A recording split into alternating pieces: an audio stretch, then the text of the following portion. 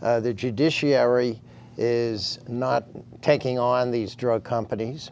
The fact, as Joe Troutwine points out, they don't necessarily have to bar them from being able to sell their products. They can limit that penalty. Judges can control this.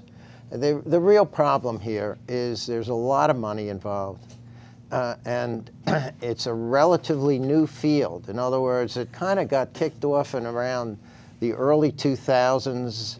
The first cases were filed. In fact, it took me, let's see, I filed the Risperdal key tam against Johnson & Johnson and Janssen in the year 2004. Right. We just settled it in 2013. Right. It takes years, and it takes quite a bit of work.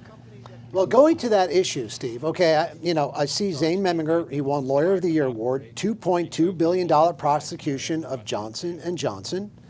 And yet, when I read through the entire article, I hear that there's only a misdemeanor. And again, this is only me, former prosecutor myself. I'm thinking, as a prosecutor, it's great you got the money, but as a prosecutor, what do we do as prosecutors? We put people in jail is what we do.